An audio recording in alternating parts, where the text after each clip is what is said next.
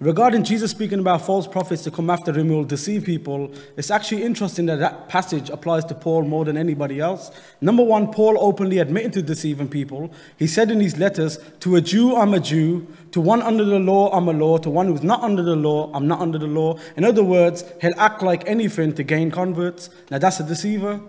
Moreover, the book of Deuteronomy tells us how to test a false prophet. If they give false prophecies, Paul in 1 Thessalonians chapter 4 claimed that Jesus would return within his lifetime and his followers. Did that happen? No, it's been 2,000 years and it's a false prophecy.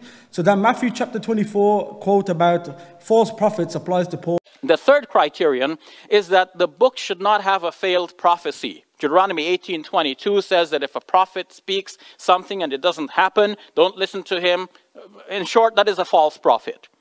Now, it turns out that there are passages in both the Old Testament and the New that predict something and then it doesn't happen. For example, Paul, writing in 1 Thessalonians chapter 4, verse 17, speaks of Jesus coming back in Paul's own lifetime, so that he is included among the we who would be taken up into heaven when Jesus returns. And of course, this did not happen. It is a failed prophecy, and on this criterion, the Bible fails.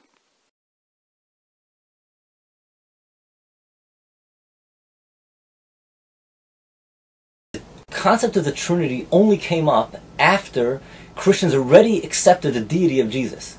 It was an effort, a philosophical effort to justify something they believed already, an absurdity they believed already. To believe a man is God, they had to come up with an idea of the Trinity. It wasn't that they first came up with the idea of the Trinity and then they said, oh, Jesus is the one that fits into the Trinity. Before Jesus came to the world, no one thought of the Trinity.